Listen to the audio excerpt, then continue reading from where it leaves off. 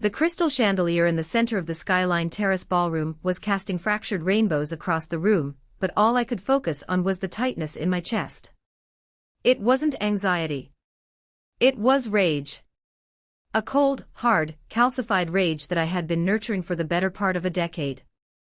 I stood near a pillar, clutching a glass of lukewarm water, watching my parents, Richard and Sylvia Sterling, work the room.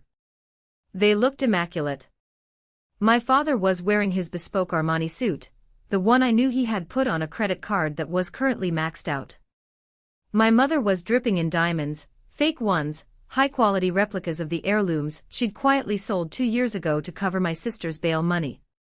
They were smiling, shaking hands, and laughing with the kind of practiced ease that belongs to politicians or con artists. This was supposed to be my graduation party. I had just graduated summa cum laude with a degree in landscape architecture, securing a lead position at one of the top firms in Chicago. But if you looked around this room, you wouldn't know I existed. The banner hanging above the stage didn't say, "Congratulations, Alexandra." It said, "The Sterling Legacy, celebrating Bella's future and Alexandra's milestone." Bella. My sister. The golden child. Bella hadn't graduated. Bella had dropped out of 3 different colleges in 4 years. She was currently finding herself as a social media influencer, which mostly meant living rent-free in our guest house and using my father's credit cards to buy followers. Yet, somehow, half the photos on the slideshow playing behind the stage were of her. "Ladies and gentlemen," the MC's voice boomed, cutting through the chatter. "Please welcome the hosts of this magnificent evening, Mr. and Mrs. Sterling, and their daughters." My mother glided onto the stage, pulling Bella along with her. Bella was wearing a white dress that looked suspiciously like a wedding gown, beaming as if she'd just cured a disease. I walked up the stairs behind them, keeping my head high. "We are so proud," my father announced into the microphone, his voice thick with fake emotion, "to see our family thriving. Our beautiful Bella is on the verge of launching her own lifestyle brand, a venture that will surely redefine the market." Applause. Rapturous applause. And he added, almost as an afterthought, glancing briefly in my direction without making eye contact, "Alexandra, who has finished her schooling and is now looking for her place in the world." The slight was subtle, but it cut deep. Looking for her place. I had a signed contract with a 6-figure salary starting Monday. They knew this. I had told them at dinner last week. But acknowledging my success didn't fit their narrative. In the Sterling family script, Bella was the star, and I was the supporting character, the sturdy, reliable draft horse that pulled the carriage so the princess could wave to the crowd. I looked out at the sea of faces. Business partners my father was trying to impress. Socialites my mother was trying to emulate. None of them knew the truth. They didn't know the mortgage on the Sterling estate was 4 months behind. They didn't know I had secretly paid the property tax last year to keep the sheriff from putting a foreclosure notice on the front gate. They saw success.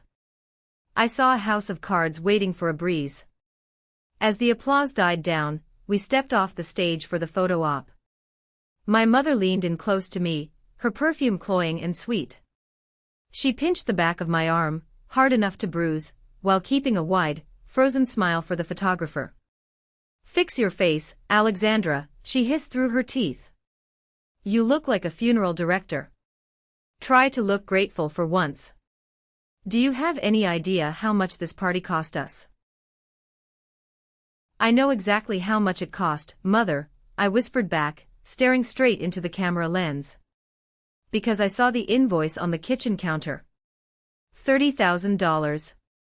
Money you don't have. Her grip tightened. "Don't you dare start with your financial lectures tonight. You're just a leech, Alexandra. Always sucking the joy out of everything. Just stand there and try not to embarrass your sister." A leech. The irony was so sharp I almost laughed. I was the one who had bailed them out of debt 3 times. I was the one who managed the household budget because my father couldn't do math if the numbers didn't involve gambling odds. But in their eyes, my competence was an insult. My independence was a threat. We took the photo. Flash.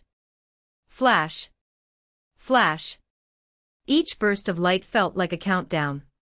"Okay, go sit down," my father muttered, shooing me away like a stray dog. Table 14. In the back. "We need the head table for Bella's potential investors." I walked to table 14. It was next to the swinging doors of the kitchen. Every time a waiter walked out, I got a waft of stale grease and heard the clatter of dishes. I sat down alone. This was the injustice. This was the reality I had lived with for 24 years. Being the invisible wallet. The emotional punching bag. But tonight was going to be different. They thought I was sitting here sulking. They thought I was the same compliant daughter who would cry in the bathroom, and then write them a check to keep the peace. They were wrong. I wasn't sulking. I was waiting. I touched the small, cold pendant around my neck. It wasn't just jewelry. It was a high-fidelity voice recorder, and it had been running since I walked through the door. To understand why I wasn't crying at table 14, you have to understand what happened 3 months ago. The memory hit me as I watched Bella flirting with a venture capitalist across the room. It was a Tuesday. I had come home early from my internship because my father had called me in a panic, claiming he'd lost some important tax documents. The house was empty when I arrived. I went straight to his study. My father, Richard Sterling, was a man who prided himself on organization, but his desk was a chaotic graveyard of unopened envelopes. I found the tax documents he wanted easily enough. But as I moved a stack of folders, something slid out from underneath. It was a thick, cream-colored envelope with the seal of a law firm I didn't recognize, Henderson and Associates, Estate Planning. Curiosity is a dangerous thing. I opened it. Inside wasn't a bill. It was a notification regarding the Margaret and Eleanor Trust. My grandmother, Eleanor, had passed away 5 years ago. We were told she died broke, leaving nothing but a few pieces of jewelry and a lot of debt. My parents had cried, played the victims, and generously paid for her funeral, using my college savings fund, they claimed. But the document in my hands told a different story. Disbursement of trust assets upon beneficiary milestone. I read the lines, my hands starting to tremble. Grandmother Eleanor hadn't died broke. She had left a trust fund. A massive one. $2 million. But there was a condition. A milestone clause. The principal sum of $2 million shall be released to the first female grandchild of the Sterling line to successfully graduate from an accredited university, with a GPA of 3.8 or higher. If no grandchild meets this requirement by the age of 25, the funds shall revert to the direct legal guardians, Richard and Sylvia Sterling, for management. The room spun. I was graduating in 3 months. My GPA was 4.0. I was the beneficiary. That money that could pay off my student loans, buy me a house, start my own firm, was mine. But then I saw the second document clipped to the back. It was a letter from my father to the lawyer, dated 2 weeks prior. Regarding the mental competency of the beneficiary, Alexandra Sterling. We are concerned about her recent erratic behavior and instability. We believe she may not be fit to manage such a large inheritance. We are preparing to file for emergency guardianship due to a developing substance abuse issue. I dropped the paper. It fluttered to the floor like a dead leaf. Substance abuse. I didn't even drink coffee. I was the most boring, sober, disciplined person in this family. The realization hit me with the force of a physical blow. They weren't just ignoring my graduation. They were terrified of it. Once I walked across that stage and got my diploma, the money was mine. Unless they could prove I was incompetent. Unless they could prove I was an addict. Unless they could get a court to sign over guardianship to them. I started digging through the rest of the pile. It got worse. There were foreclosure notices on the house. Final warnings on car loans. My father had leveraged everything. He was drowning in debt. He needed that $2 million not for management, but to save himself from bankruptcy and prison. And my mother. I found her emails printed out. She was coordinating with a wellness center, a shady rehab facility in Nevada that specialized in long-term involuntary stays for wealthy families. "How soon can you take her?" one email read. "We anticipate a significant episode occurring around the date of her graduation party. We want the transport team ready." I sat in my father's leather chair, the smell of his expensive cigars choking me. I felt like a small animal realizing the trap had already snapped shut. For years I thought they just didn't love me. I thought I wasn't pretty enough like Bella or charming enough like Dad. But it was never about love. It was about utility. I was an asset when I paid the bills. Now I was a liability. And Bella. I found her texts on my father's iPad, which was left on the charger. "Daddy, when Alex is gone, can I have her loft apartment? The lighting is better for my TikToks. And don't forget you promised me the Porsche once the trust money clears." They were carving up my life before I was even dead. I put everything back exactly how I found it. I wiped my fingerprints off the desk. I walked out of the house, got into my beat-up Honda Civic, and drove to the ocean. I screamed until my throat bled. Then the crying stopped. The shaking stopped. The snap happened. It wasn't a loud explosion. It was the sound of a lock clicking into place. The daughter who wanted their approval died in that car by the ocean. The architect was born. Architects don't act on emotion. We plan. We build structures. We analyze the load-bearing walls, and we find the weak points. And if a structure is rotten, we don't paint over it. We demolish it. I needed help.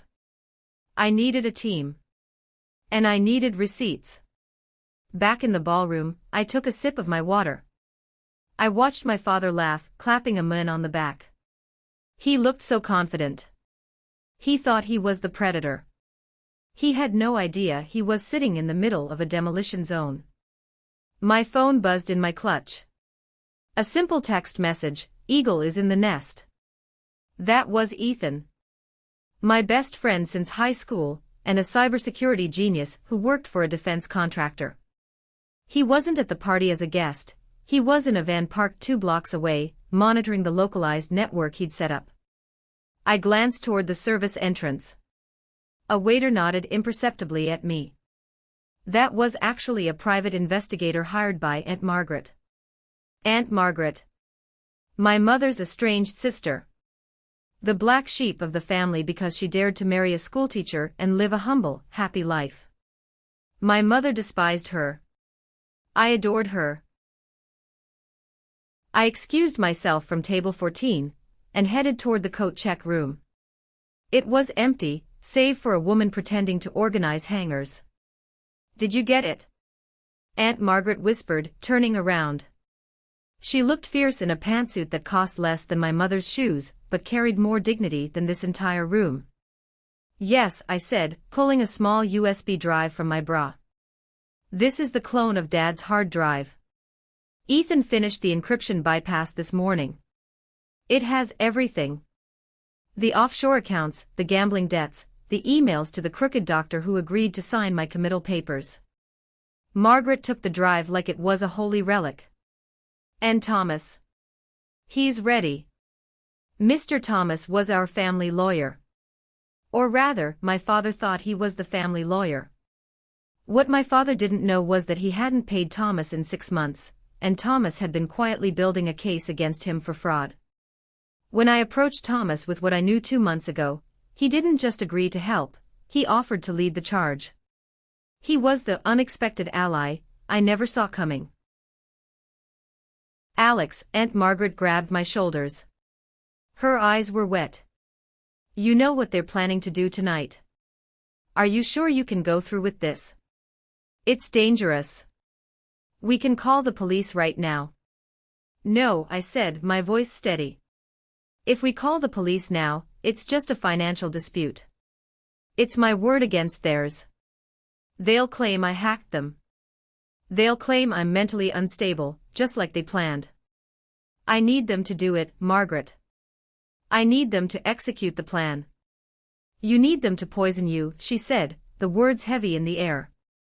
I need them to try, I corrected. I need the smoking gun. I need the jury to see not just fraud, but attempted murder. That's the only way to make sure they go away for a long time.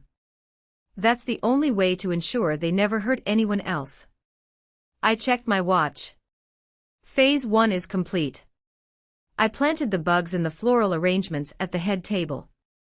The audio is feeding directly to Ethan's cloud server. Now I just need to get them to confess. Be careful, Margaret squeezed my hand. Your mother, she's desperate. Desperate people are unpredictable. I know, I said. That's why I'm counting on Bella. Bella? Bella is the weak link, I smiled, but it didn't reach my eyes. She's greedy and she's stupid. A volatile combination. I left the coat room and walked back into the fray. The atmosphere in the ballroom was shifting. The alcohol was flowing freely, and voices were getting louder. I saw my ex-boyfriend, Carter, standing near the bar with Bella. Carter, who had broken up with me via text message a year ago because I worked too much, only to start dating Bella a week later. Now he was wearing a Rolex I knew my father had bought him. Well, look who decided to join us, Carter sneered as I walked by. He slung an arm around Bella's waist. Enjoying the cheap seats by the kitchen, Alex. It gives me a great view of the garbage, I said pleasantly. Speaking of which, nice watch, Carter. Does it tick, or does it just count down the seconds until Bella gets bored of you? Bella laughed, a shrill, tinkling sound. Oh, don't be jealous, sis. It's ugly on you. Just like that dress. Is that from last season? Actually, it's vintage, I lied. It was brand new, bought with my own money, tailored to perfection. But let's talk about you, Bella. Dad said you're launching a lifestyle brand. What is it exactly? How to spend money you didn't earn. Bella's eyes narrowed. This was the trigger. I needed to agitate them. I needed to push them into a corner where they felt they had to act tonight. It's an eco-friendly design firm, Bella announced loudly, drawing the attention of people nearby. I designed the entire concept for the Green Space Initiative downtown. I froze. The Green Space Initiative. That was my senior thesis. I had spent 8 months agonizing over those blueprints. I had built the models by hand. I had left the portfolio in the study. Really? I asked, my voice dropping an octave. You designed the vertical gardens? The hydration systems? Of course, Bella flipped her hair. I have a natural eye for it. Dad's already pitching it to investors tonight. I looked over at the projector screen. Sure enough, there was my CAD drawing. My work. My sweat. My sleepless nights. But in the bottom corner, the name, Alexandra Sterling, had been clumsily photoshopped out, replaced with Bella Sterling Design. They weren't just stealing my money. They were stealing my mind. My identity. The rage inside me flared up, hot and blinding. But I didn't scream. I didn't flip the table. I forced the snap to take over. The cold logic returned. Good, I thought. Add copyright infringement and intellectual property theft to the list of charges. Impressive, Bella, I said, looking her dead in the eye. I look forward to seeing you explain the hydraulic load calculations to the engineers. I turned and walked away before she could respond. I headed straight for the kitchen. I knew my parents would be retreating there soon to discuss strategy. The tension was high. I had provoked them. Now, I just had to wait for them to make their move. The injustice of the night was escalating like a fever. After the confrontation with Bella, the program for the evening continued. My father took the stage again, holding a champagne flute. "I want to make a special toast," he said, his face flushed with wine and arrogance. "To my daughter, Bella. You know, raising children is an investment. And sometimes, you have to know which investment yields the highest return." A few guests chuckled nervously. The favoritism was so blatant it was uncomfortable even for strangers. "Bella," he continued, gesturing to her. "You are the future of this family. You have the vision, the charisma, and the beauty to take the sterling name to new heights." He paused, and for a split second, I thought he might offer a crumb of kindness to me. "And to Alexandra," he said, waving a dismissive hand toward the back of the room. "Thank you for trying. We know school was hard for you. We know we spent tens of thousands of dollars on tutors and support just to get you across the finish line." A lie. A blatant, verifiable lie. I was on a full academic scholarship. I worked 3 jobs to pay for my living expenses. I hadn't taken a dime from them in 4 years. In fact, I sent them money. "But tonight isn't about the struggle," he concluded. "It's about the victory. Bella, come up here and show them the concept art." The projector clicked. My drawings filled the screen. My heart hammered against my ribs. Seeing my work, the delicate lattice structures of the vertical gardens, the intricate water filtration systems, being paraded as Bella's creation was physically painful. It felt like watching someone wear my skin. Bella pranced up to the screen. She held a laser pointer, waving it vaguely at the complex engineering diagrams. "So, like, this part here is where the plants go," she said, circling a structural support beam. "And this is, like, the water stuff. It's going to be so pretty. Green is totally trending right now." It was a farce. A comedy of errors. I looked around the room. Most people were nodding politely, but I saw Professor Hamilton, my favorite professor who I had invited personally, sitting near the front. He was frowning. He squinted at the screen, then looked back at me, then back at the screen. He recognized the work. He knew my style. He knew Bella couldn't draw a stick figure, let alone a structural blueprint. I caught his eye and gave a tiny, almost imperceptible shake of my head. "Wait," I signaled. "Not yet." Professor Hamilton leaned back, crossing his arms. He looked furious, but he trusted me. He stayed silent. Suddenly, Carter grabbed the microphone. "I just want to say," he slurred, clearly drunk, "that Bella is not just a genius, she's a saint.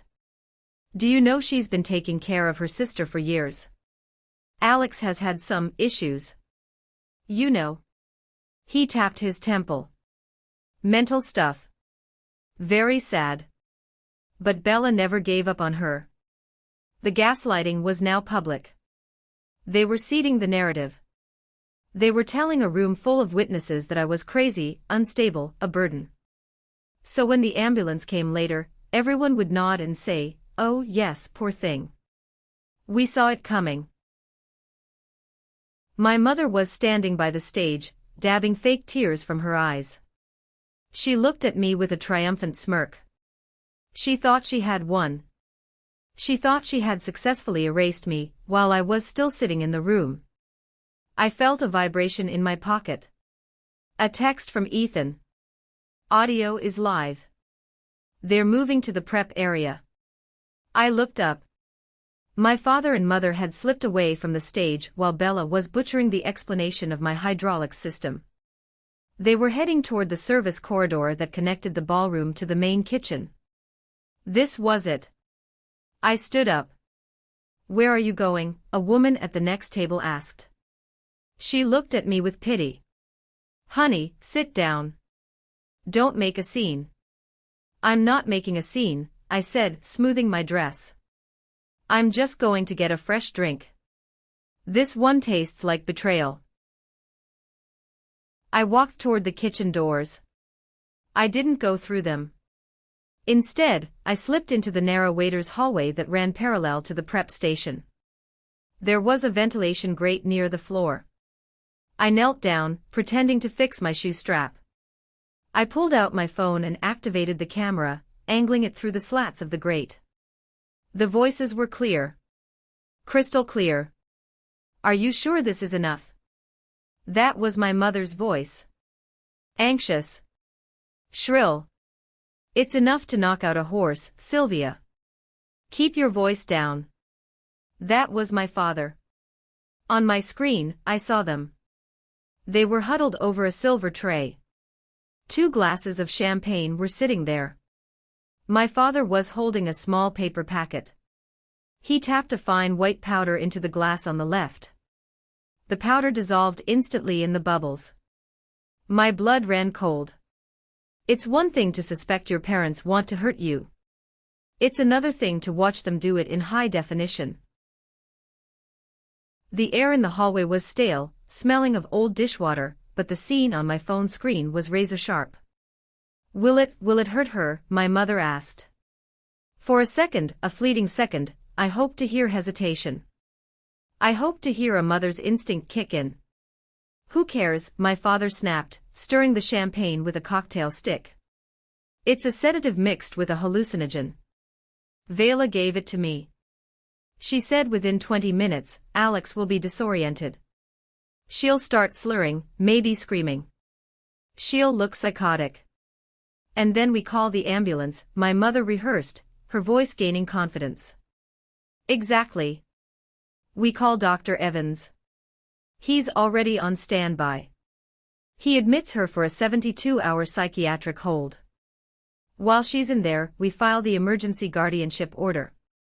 We cite the public breakdown at the party as proof she's a danger to herself. And the trust fund. Once we have guardianship, we control the assets. We pay off the house, we pay off the loan sharks, and we still have $1 million left over to invest in Bella's, whatever this is. It's a lifestyle brand, Richard, my mother corrected him, as if that mattered. Okay. Just make sure she drinks it. All of it. I'll propose a toast, he said. A peace offering. She's desperate for our approval. She'll drink vinegar if I tell her it means I love her. That sentence broke me. She'll drink vinegar if I tell her it means I love her. He knew. He knew exactly how much I yearned for his affection, and he was weaponizing that love to destroy me. He was using my own heart as the dagger. I stopped recording. I saved the file. I uploaded it immediately to the cloud server shared with Ethan and lawyer Thomas. Got it, Ethan texted back instantly. Police are on standby. Signal when ready. I stood up. My knees were shaking, not from fear but from adrenaline. The biological connection I had to these people evaporated in that hallway. They weren't my parents. They were targets. I walked back into the ballroom. The air felt different now. Sharper. I felt like a ghost haunting my own life. I saw them emerge from the kitchen a moment later. My father was carrying the silver tray. 2 glasses. The bubbles danced innocently in the light. He scanned the room, looking for me. When he saw me, his face transformed. The scowl vanished, replaced by a warm, fatherly smile that didn't reach his eyes. It was a mask. A terrifying, perfect mask. Alex, he called out, his voice booming. Come up here, sweetheart. Come join your sister. The room went quiet. This was the peace offering scene they had scripted. I walked toward the stage. My steps were measured. Every muscle in my body was coiled tight. I was walking into the lion's den, but the lions didn't know I had a whip. I stepped onto the platform. Bella was there, holding her own half-empty glass of wine, looking bored. My mother stood nearby, wringing her hands, her eyes darting nervously between me and the glass. "I know we've been hard on you," my father said, loud enough for the microphone to pick up, but intimate enough to seem genuine. He held out the tray. "But we are a family. And families forgive. I want to propose a toast to you, Alexandra. To your potential." He offered me the glass on the left. The spiked glass. I reached out. My hand was steady.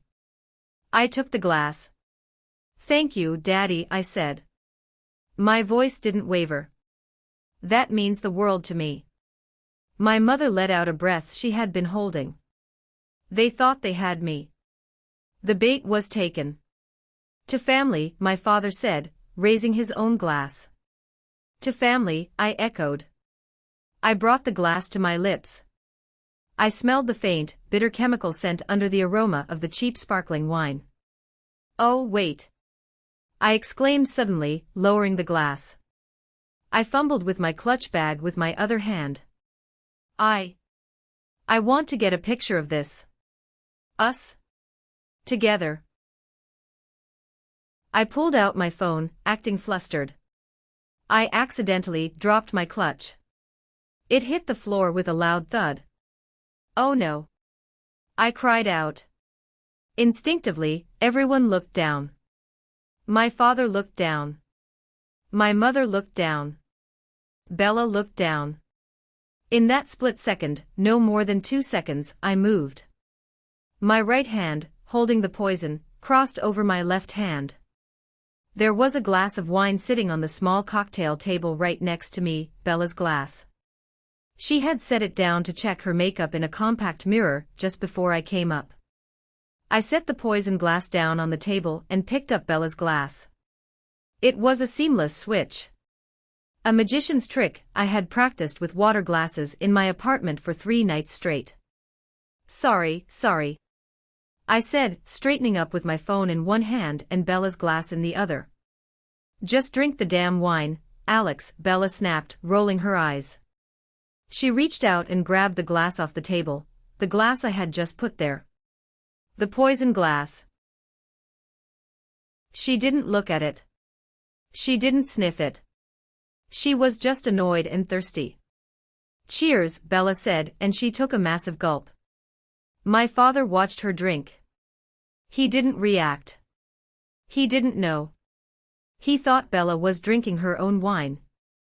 He looked at me, waiting for me to drink. I raised Bella's safe glass to my lips. "Cheers," I said. And I took a sip. The liquid went down smooth. My father smiled. It was the smile of a man who thought he had just gotten away with murder. Wait for it, I told myself. 5 minutes. Just 5 minutes. The minutes after the toast stretched out like hours. Time distorted. Every second ticked by with the rhythm of a bomb countdown.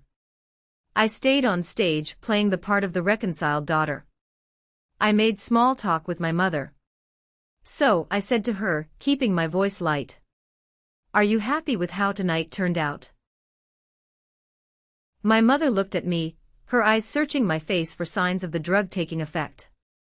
It's a memorable night, Alex. I just want what's best for you. You know that, right? Everything we do is for your own good." "I know, Mom," I said. "I finally understand that now." Beside us, Bella was swaying slightly.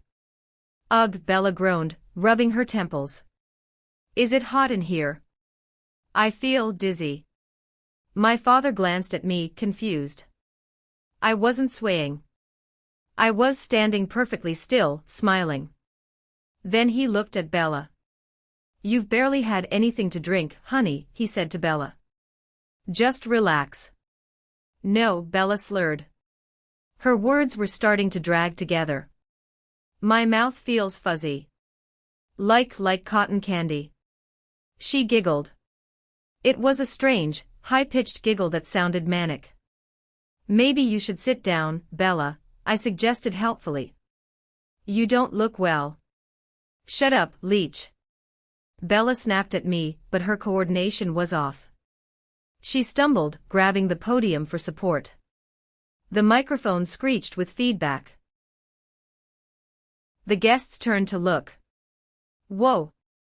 Bella shouted into the mic, "The room is spinning. Look at the colors." My father's face went pale. He looked at me.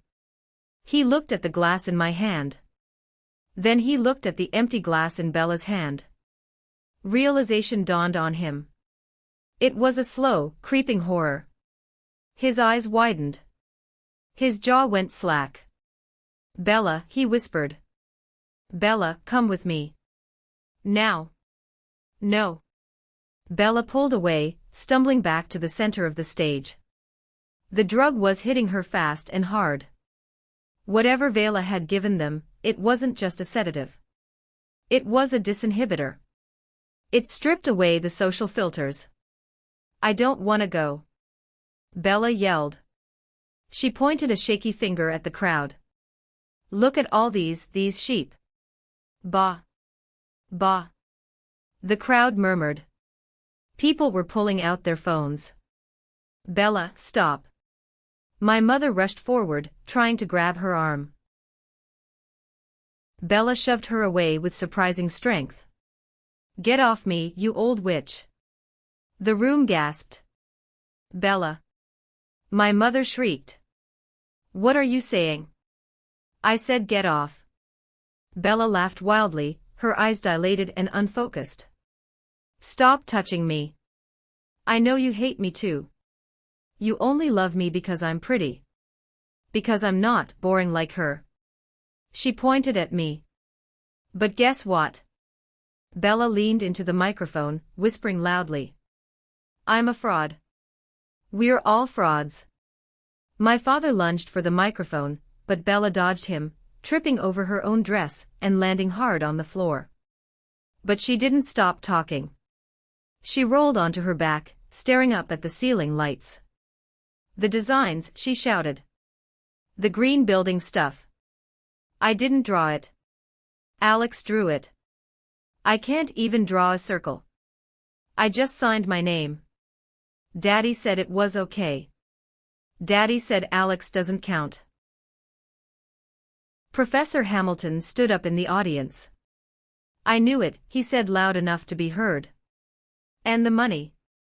Bella continued, babbling now as the drug scrambled her brain. "We need the money. Grandma's money. $2 million. We have to steal it from Alex.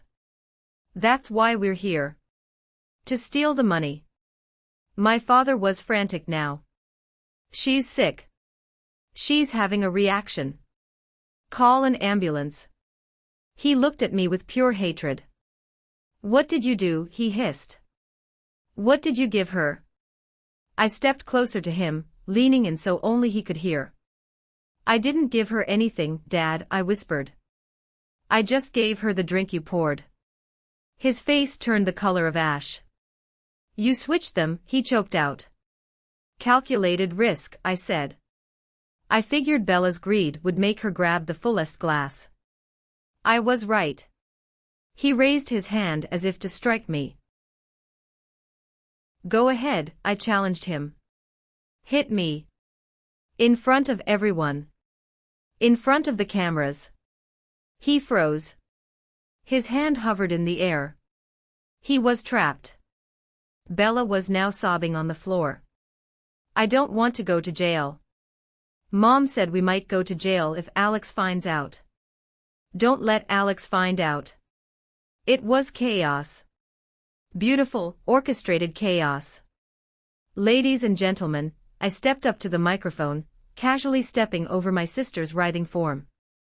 "I think it's time for the real presentation." I pulled a remote control from my pocket. "Cut the music," I commanded. The DJ, confused and terrified, cut the sound. The room fell into a stunned silence, broken only by Bella's whimpering. "My sister seems to be under the weather," I said, my voice calm, projecting strength. "Perhaps she drank something intended for someone else." While we wait for the paramedics, I have a video I'd like to share with you all. It explains everything. I pointed the remote at the projection screen behind me. The screen flickered. The image of Bella's architectural drawings vanished. In its place, a grainy but unmistakable video feed appeared. It was the footage from the kitchen ventilation grate. The audio boomed through the ballroom speakers. Just get her to drink it. We get guardianship. It's a sedative mixed with a hallucinogen. We anticipate a significant episode. The crowd watched in horrified silence. They saw Richard Sterling, the pillar of the community, pouring powder into a glass.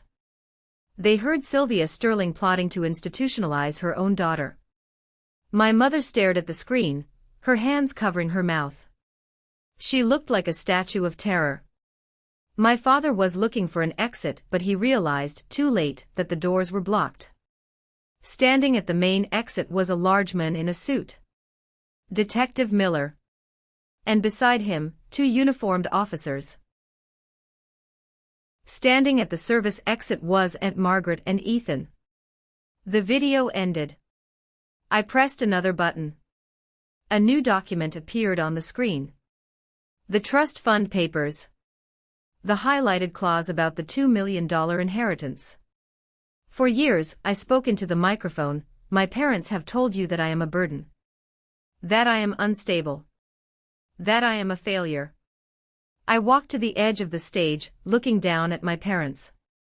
They told you this to hide the truth. My grandmother, Eleanor, left a legacy. Not for them, but for the first grandchild to succeed on her own merits. That is me.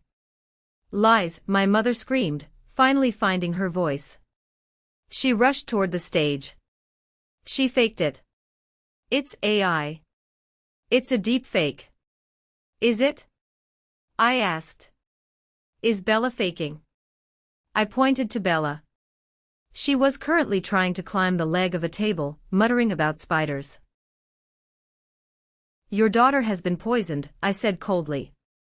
By the very cocktail you mixed for me. If you want to save her, you might want to tell the paramedics exactly what was in that powder. At that moment the doors burst open. The paramedics arrived, flanked by more police officers. Where is the patient? A medic shouted. There, I pointed to Bella. And those two, I pointed to my parents, know what she took. My father looked at the police, then at Bella, then at me. The fight drained out of him. He looked small. Old. Defeated. It was ketamine mixed with a psychotropic, he mumbled to the medic. Louder. I commanded. So the police can hear you. Ketamine, he shouted, tears streaming down his face. We just wanted her to sleep. We didn't want to hurt her. Attempted poisoning is hurting, Richard, Detective Miller said, stepping onto the dance floor. Mr. and Mrs. Sterling, you are under arrest. The click of handcuffs was the sweetest sound I had ever heard. The guests were standing now. Phones were recording. The Sterling legacy was collapsing in real time, live streamed to the world.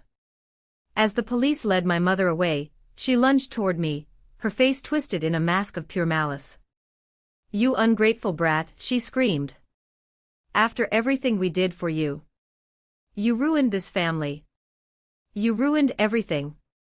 I leaned down, bringing my face close to hers. I didn't ruin this family, Mother, I whispered. I just turned on the lights. They dragged her out. Bella was loaded onto a stretcher, still singing a nursery rhyme. I stood alone on the stage. The golden child was gone. The controllers were gone. I looked at the crowd. They weren't looking at me with pity anymore. They were looking at me with fear. And respect. I saw Professor Hamilton nodding at me. I saw Aunt Margaret crying tears of joy. I took a deep breath. The air in the room suddenly felt lighter. The oppressive weight that had been on my shoulders for 24 years was gone. I was an orphan now, in every way that mattered. But I was free. The ballroom was clearing out. The police were taking statements from witnesses. The music had stopped, leaving only the murmurs of shocked guests. Lawyer Thomas walked up to the stage, carrying a briefcase. He set it down on the table where the poison glass had been. "Ladies and gentlemen," Thomas announced, his voice carrying authority. "If I could have your attention for one final moment." A few lingering guests turned around. "My name is Arthur Thomas. I am the executor of the Eleanor estate. In light of the evidence presented tonight, and the confession regarding the attempted incapacitation of the beneficiary, I am invoking the bad actor clause of the trust." He opened a folder.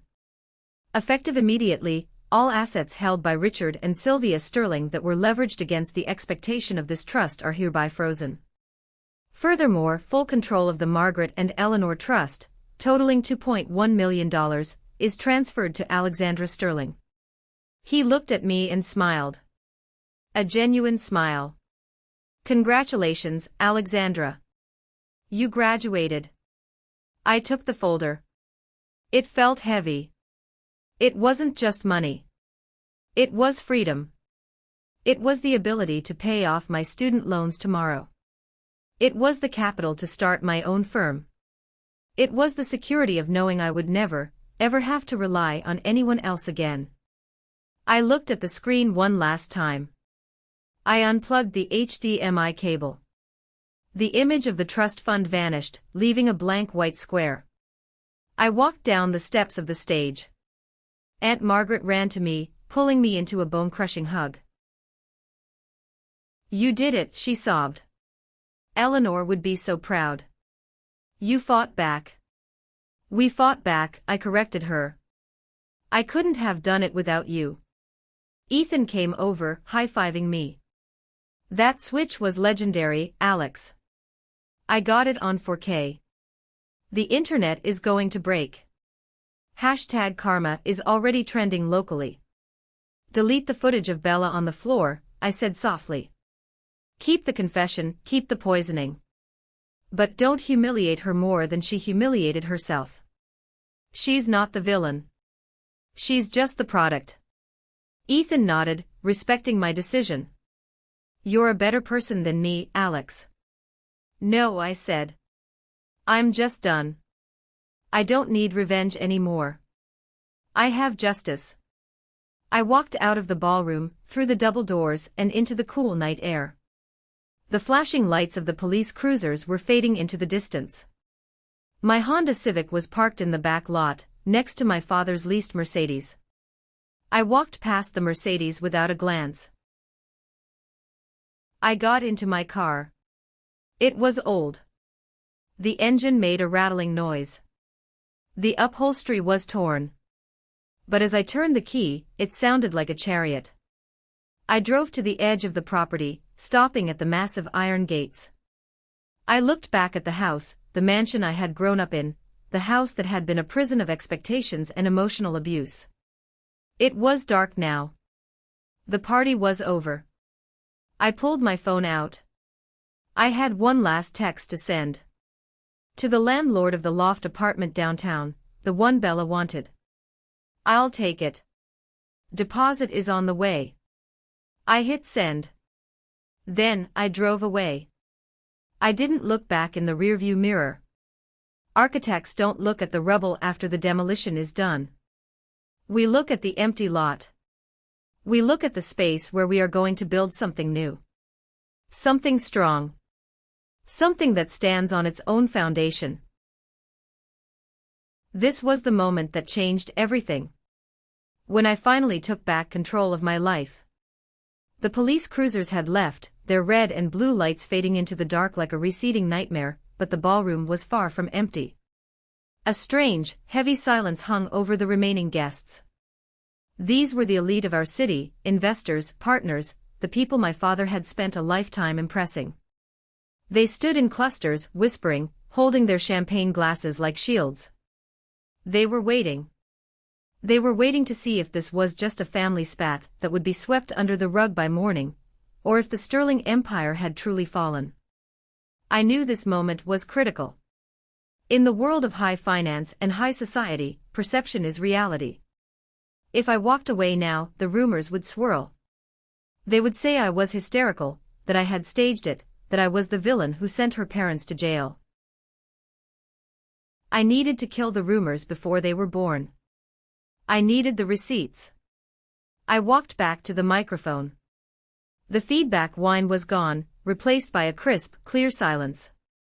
Lawyer Thomas stood beside me, opening his briefcase on the table where the poisoned glass had sat just an hour ago. I know many of you are confused, I said, my voice steady, echoing slightly in the cavernous room. You came here to celebrate success. You came here to invest in the future. Specifically, the Green Space Initiative my father pitched to you. I saw Mr. Henderson, one of my father's oldest business partners, step forward. He looked shaken. Alexandra, he said, his voice gruff. Your father, he told us that project was fully funded.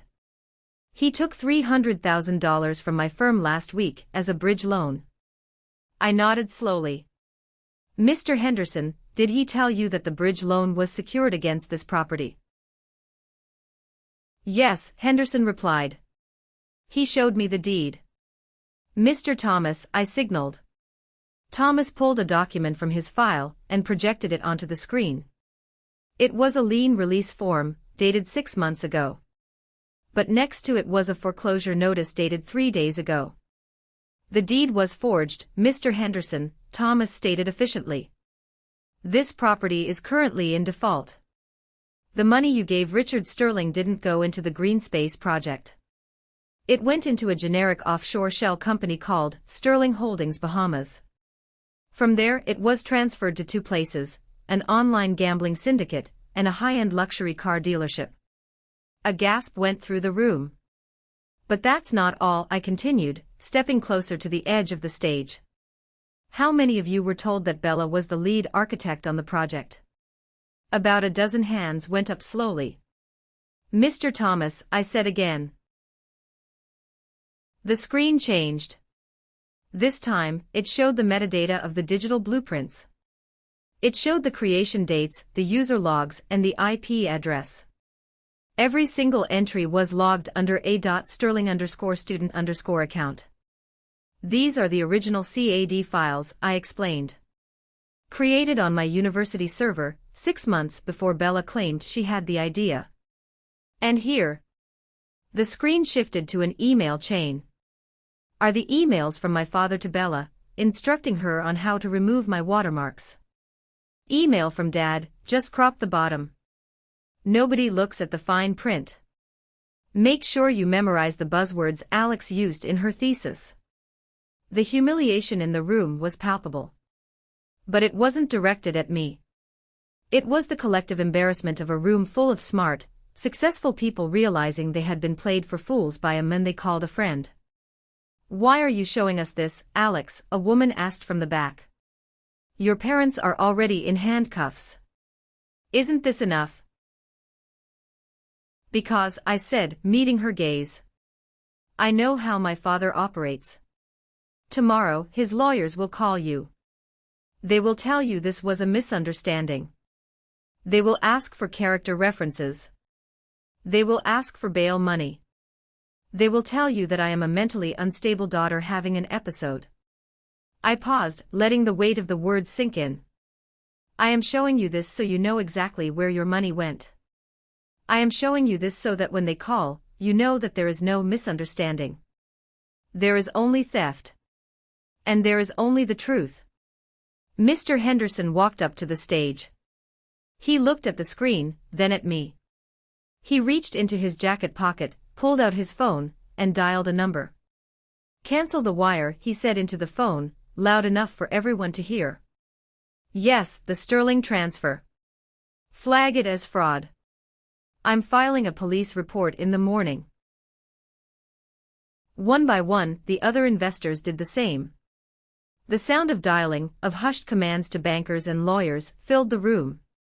It was the sound of my father's safety net being slashed, thread by thread. I didn't feel triumphant. I felt a profound sense of clarity. For years, I had been told I was worthless because I didn't have their charisma, their sparkle. But charisma hadn't saved them. Charisma was a bubble. Competence, cold, hard, documented competence, was the needle. As the last guests began to file out, shaking my hand with a newfound, terrified respect, Lawyer Thomas closed his briefcase. "You handled that well," he said quietly. "Better than most CEOs I represent." "I didn't have a choice," I replied, looking at the empty champagne glasses on the tables. "It was either destroy the lie, or let the lie destroy me." "There is one more thing," Thomas said, pulling a final envelope from his jacket.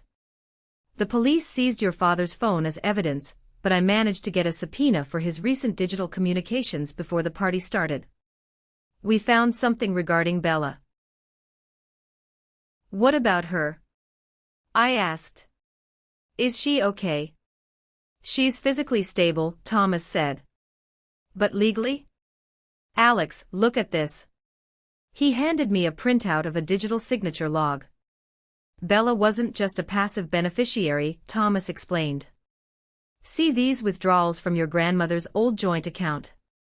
The one that was supposed to be frozen until probate closed. Your father couldn't access it because his name was flagged. So he had Bella do it." I looked at the dates. They matched the times I was away at my internship. "She forged my grandmother's signature?" I asked, feeling sick. "No," Thomas said grimly. "She forged yours. She signed as Alexandra Sterling to authorize the transfer of $40,000 last year. That money paid for her trip to Milan." I closed my eyes. Even my sister, the one person I thought was just stupid and spoiled, was a criminal. She had stolen my name to steal my money. "Add it to the file," I said, opening my eyes. "No more passes. No more protecting them. If she signed the paper, she pays the price." The cleaning crew was starting to enter the room. I watched them sweeping up the confetti that was supposed to celebrate Bella's fake success. Now, it just looked like trash. I turned to walk away, my heels clicking on the marble floor.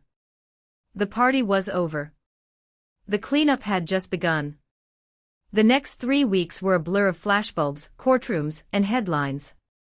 The story of the graduation poisoning had gone viral, just as Ethan predicted. But living inside the viral storm was different than watching it on a screen. I was staying at a hotel downtown, paid for by the initial disbursement from the trust. I couldn't go back to the house. Not yet. It was a crime scene, and honestly, the thought of sleeping in my childhood bedroom made my skin crawl. My phone rang incessantly.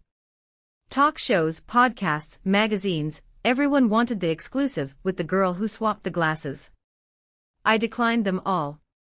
I wasn't doing this for fame. I was doing it for survival. On the morning of the arraignment, I sat in the front row of the courtroom. I wore a navy blue suit, sharp and tailored. No jewelry. Hair pulled back. I looked like exactly what I was, the prosecution's star witness. When the bailiff brought them in, the air left the room. My father looked 10 years older. His silver hair, usually perfectly coiffed, was matted and thinning. He wore an orange jumpsuit that hung loosely on his frame. Gone was the arrogant patriarch of the Skyline Ballroom. In his place was a trembling, broken man who couldn't even look me in the eye. My mother was worse. She looked frantic. Her eyes darted around the courtroom, scanning the faces, looking for an ally. When her eyes landed on me, she didn't look angry anymore. She looked confused. As if she still couldn't understand how the script had been flipped. How the extra had taken over the movie. And then there was Bella. She wasn't in custody yet, she was out on bail, paid for by selling her car. She sat behind the defense table, wearing oversized sunglasses and a hoodie, trying to make herself invisible. The golden child had rusted. The charges were read. Attempted causing of great bodily harm. Administering a noxious substance. Fraud. Embezzlement. Identity theft. How does the defendant plead? The judge asked. My father's lawyer, a public defender because all his assets were frozen, stood up. Not guilty, Your Honor. I stifled a laugh. It was a reflex. It was absurd. We had them on video. We had the toxicology report. We had the confessions. During the recess, I went to the vending machine in the hallway to get water. I felt a presence behind me. Alex. It was Bella. She had taken off her sunglasses. Her eyes were red and puffy, surrounded by dark circles. She looked like a ghost of the glamorous girl from the party. What do you want, Bella? I didn't turn around. I watched her reflection in the glass of the vending machine. You have to stop this, she whispered. Her voice was trembling. Dad. Dad says if you drop the charges, he can fix it. He knows people. He can get the money back. I turned around slowly. He can't fix anything, Bella. He's broke. He's been broke for years. The only money he had was what he stole from me, or what he planned to steal.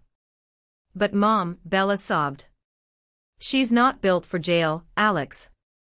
She's fragile. She keeps asking for you. She says she's sorry. She's sorry she got caught, I said cold. Did she ask for me when she was watching Dad pour the powder? Did she ask for me when she planned to lock me up in a psych ward for 3 years? Bella flinched. We were desperate. You don't understand the pressure. We were going to lose the house. So you decided to lose your daughter instead, I countered. And you, Bella.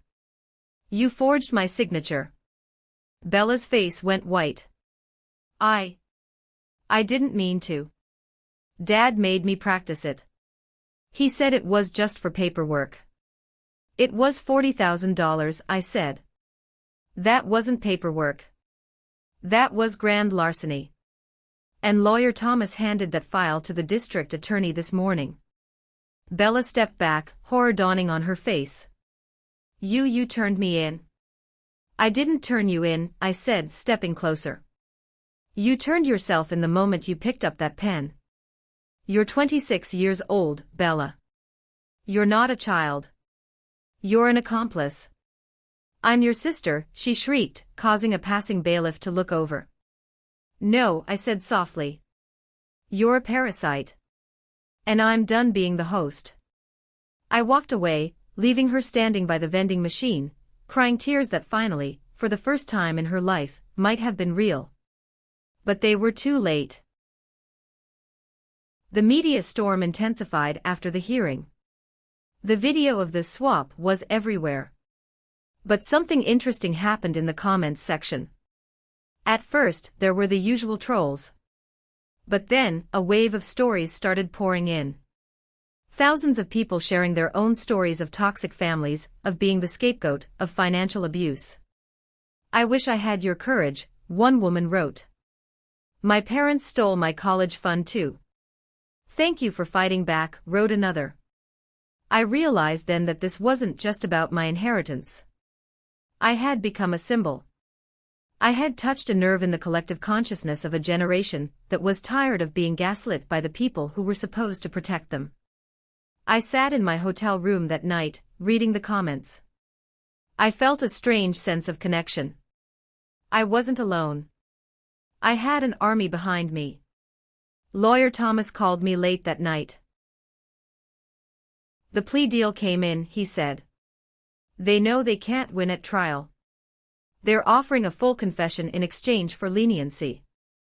What are the terms? I asked. Your father gets 10 years. Your mother gets 5. Bella, because she cooperated and gave us the details on the offshore accounts, she gets probation and community service, but she has to pay restitution. Accept it, I said immediately. I don't want to drag this out for 2 years. I want them gone. I want them in the past. And the assets? Thomas asked. The house, I said. The foreclosure is halted because I bought the debt. The bank signed the deed over to the trust this afternoon. So you own the mansion, Thomas said. What do you want to do with the current occupants? Bella and Carter are still squatting there, I said. Technically, yes. Until the eviction notice is served. I looked out the window at the city lights. Don't mail it, I said. I'll deliver it myself. Tomorrow. And Thomas. Bring the locksmith. It was time to clean house. Literally. The driveway to the Sterling estate was long and winding, lined with oak trees that had stood witness to decades of secrets. I used to drive up this road with a knot in my stomach, terrified of what mood my mother would be in, or what failure my father would point out. Today, I drove up it in a brand new, jet black Porsche 911. It wasn't a gift. It wasn't an inheritance. It was bought with the signing bonus from my new job, and the first dividend from the trust. It was loud, it was aggressive, and it was mine. I roared up to the front portico, the engine growling like a beast claiming its territory. I saw the curtain in the living room twitch. Bella was home. I stepped out of the car. The morning sun glinted off the sunglasses I wore. I held a thick manila envelope in one hand, and a ring of heavy keys in the other. Behind me, a white van pulled up. The locksmiths. And behind them, a moving truck I had hired. Not to move me in, but to move them out. I didn't knock. I put the key in the lock, my key, and turned it. The heavy oak door swung open. The house smelled of stale air and neglect. In just 3 weeks without maids or money, the veneer of perfection had cracked. There were takeout boxes piled on the hallway table. Who is it? Bella's voice drifted from the living room. She sounded tired. I walked in. Bella was sitting on the white couch, wrapped in a blanket. Carter was pacing the room, talking loudly on his phone. Yeah, bro, it's just a temporary cash flow issue. I'm telling you, the investment is solid. He stopped when he saw me. He lowered the phone. Alex. He looked at me, then looked out the window at the Porsche. A flicker of greed crossed his eyes, replacing the surprise. Is that a 911? It is, I said, dropping the manila envelope on the coffee table. Pack your bags. Both of you. You have 2 hours. Bella sat up, throwing the blanket off. You can't do this. This is my house. I grew up here. This is the bank's house, I corrected. And since I own the debt, it's my house. And you are trespassing. We have rights. Carter blustered, stepping forward aggressively. Squatters' rights. You have to give us 30 days' notice. I pointed to the envelope. That is a court order signed by a judge this morning. It waives the 30-day notice due to malicious destruction of property and theft of assets by the occupants. Lawyer Thomas was very thorough. He included the photos of you selling Mom's silverware on eBay last week, Bella. Bella gasped. How did you know? I have the receipts, Bella. Always. Carter looked at the eviction notice, then back at me. His demeanor changed instantly. He put on his charming smile, the one that used to work on me. Babe, he said, using the pet name he hadn't used in 2 years. Come on. Don't be like this. We can work something out. I know things got messy, but deep down, I've always been on your side. Bella, she manipulated me. Bella's jaw dropped. Carter. You liar. I laughed. It was a genuine, hearty laugh. Oh, Carter. You really are a bottom feeder. You think I'm going to let you stay because you switched teams in the 4th quarter. I walked over to him, invading his personal space. You're not a victim, Carter. You're a leech. Just like them. And I exterminate leeches. I turned to the movers who had just entered the foyer. Start with this room, I commanded. Anything that belongs to Mr. Jameson or Ms. Sterling goes on the lawn. If they don't have a truck to pick it up in 2 hours, call the dump. You're putting our stuff on the lawn. Bella screamed, standing up. It's going to rain. Then I suggest you pack faster, I said, checking my watch. The next hour was a symphony of justice. I watched as the movers hauled out Bella's designer clothes, her vanity table, Carter's gaming setup. They were unceremoniously dumped onto the manicured grass of the front lawn. The locksmiths were already changing the tumblers on the front door. The sound of the drill was music to my ears. Whir. Click. Whir. Click. Every lock changed was a chain broken. When the 2 hours were up, Bella stood on the driveway, surrounded by piles of clothes and boxes. Carter was frantically trying to fit his massive speakers into the back of his small sedan. Bella looked at me. She looked at the Porsche. She looked at the house. What are you going to do with it? She asked, her voice small. Are you going to live here all alone? In this big, empty house? No, I said. I'm going to sell it. Her eyes widened. Sell it. But it's the family legacy. It's a monument to fraud, I said. I'm selling it. I'm taking the money, and I'm buying a brownstone in the city. A place with no ghosts. A place I bought. A place that is mine. Where am I supposed to go? Bella asked, tears streaming down her face. This time, I knew she was truly scared. The safety net was gone. The bank of Mom and Dad was closed. You have a degree, Bella, I said. Oh wait, no you don't. But you have 2 hands. I hear Starbucks is hiring. They offer great benefits. I turned my back on her. Alex, she called out. Please. I'm your sister. I stopped. I didn't turn around. I have a sister, I said loud enough for her to hear. Her name is Aunt Margaret. She was the only one who acted like family when it mattered. I walked back into the house and closed the heavy front door. I locked the deadbolt. The click echoed through the empty foyer. I stood there for a moment in the silence. The house was empty. The furniture was still there, the paintings were still on the walls, but the toxicity, the screaming, the scheming, the lies, was gone. I walked into the kitchen. I opened the fridge. It was empty, except for a bottle of champagne Carter must have been saving. I took it out. I popped the cork. The sound was like a gunshot. I didn't drink it. I poured it into the sink.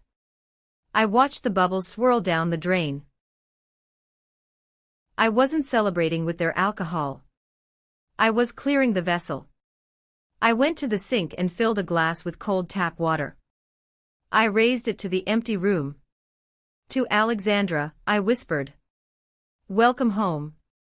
6 months later. The for sale sign was gone from the front lawn of the Sterling estate. A nice young family had bought it, a tech entrepreneur and his wife.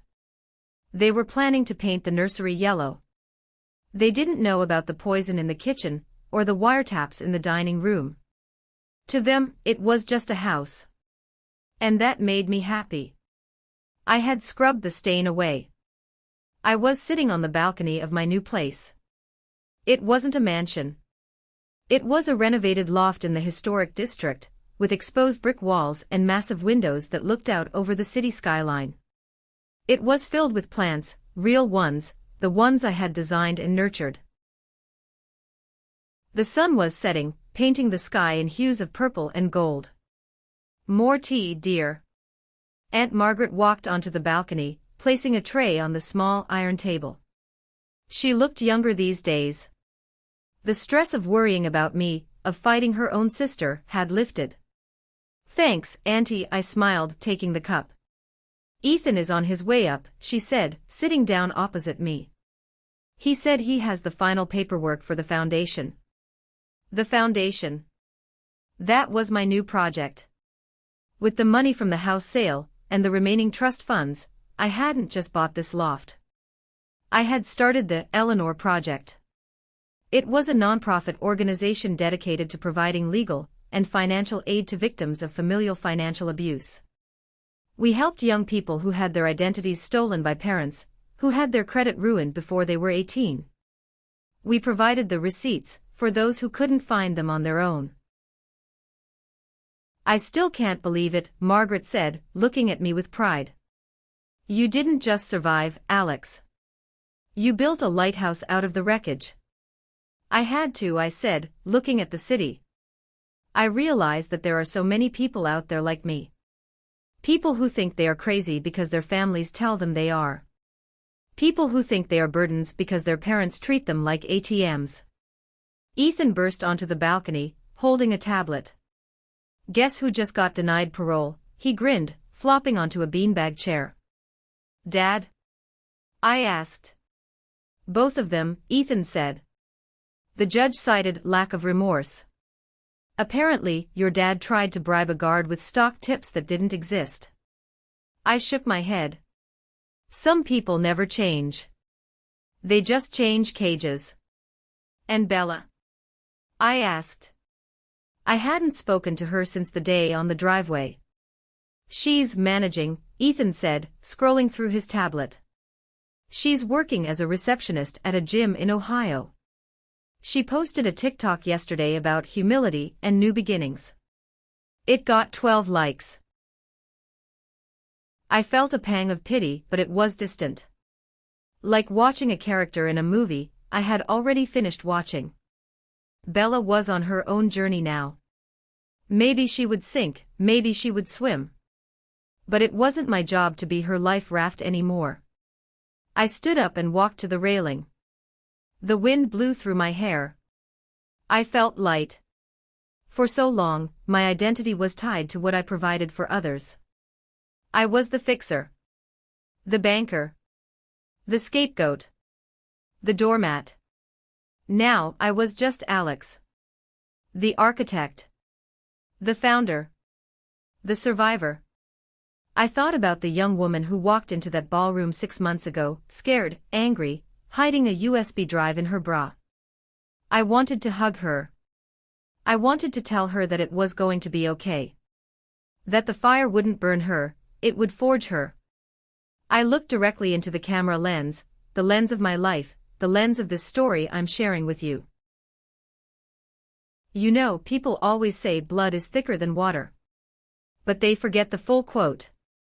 The original quote is, "The blood of the covenant is thicker than the water of the womb." The bonds we choose, the friends who stand by us, the mentors who believe in us, the family we build, are stronger than the biology we are born into. I looked at Aunt Margaret, sipping her tea. I looked at Ethan, laughing at a meme. This was my covenant. This was my blood. I picked up my phone. I opened the comments section of the last video I posted about legal tips for emancipation. Thank you, Alex. Because of you, I checked my credit report and found a loan my mom took out. I'm moving out tomorrow. I smiled. The cycle was breaking. Not just for me, but for thousands of others. The sun dipped below the horizon, and the city lights flickered on, one by one. A million little stars in the darkness. I wasn't afraid of the dark anymore. I had my own light. Thank you for listening to my story. It wasn't easy to relive, but if it helps even one of you stand up for yourself, it was worth it. If you've made it this far, you are truly part of my inner circle. Please comment the letter A below. It stands for Alex, for architect, for alive. Let me know you're with me. And if you have a story of your own, share it. Silence is where they hide, speaking up is how we win. Don't forget to subscribe for more stories of justice. Stay strong, stay smart, and keep your receipts.